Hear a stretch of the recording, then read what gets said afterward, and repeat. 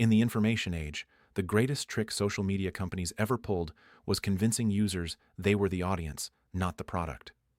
We stand at a peculiar inflection in human history, one where we no longer consume media, we are consumed by it. When I first wrote those words, I wasn't aiming for poetic cynicism. I was issuing a warning dressed as insight.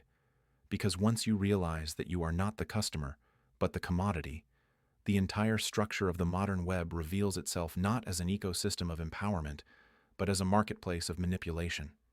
Let's unpack this deception. In previous centuries, power operated through force and decree.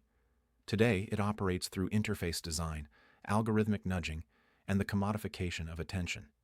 You scroll through a feed thinking you're selecting content, when in fact, content is selecting you, based on what sells your attention most profitably to advertisers, political operatives, or ideological engineers. Your clicks, your outrage, your dopamine are currency, and someone else is always cashing the check. In my time, we marveled at the potential of social networks to democratize speech.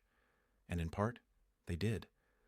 But the price was hidden in the fine print, because these platforms weren't built to connect us. They were built to extract us, our behaviors, our beliefs, our biometric rhythms, our unspoken biases. The datafied self became a resource, and like all resources in extractive economies, we were mined, not mentored. Now, in your time, that trick is complete.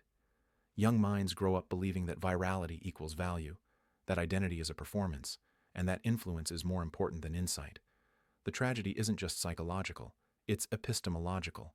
When truth is filtered through engagement algorithms, reality fragments. And when reality fragments, democracy begins to dissolve. So what do we do now? We reclaim the lens. We break the spell by naming the game. First, recognize the mechanics. You are not passively using a platform. You are participating in a behavioral economics experiment designed to hijack attention and monetize division. Second, reconstruct your digital diet. Follow sources that inform, not inflame. Seek dialogue, not dopamine. Algorithms reward extremity. Resist the temptation to perform for likes, and instead learn to reflect for insight. Third, build your own PIOS, a personal intellectual operating system. This means developing tools, habits, and communities that restore agency over information.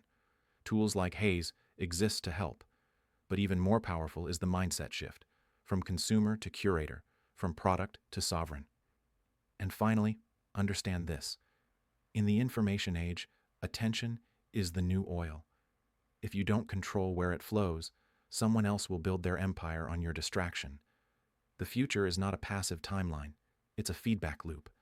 If you allow platforms to shape your sense of self, your news, your relationships, and your worldview, then the map becomes the territory.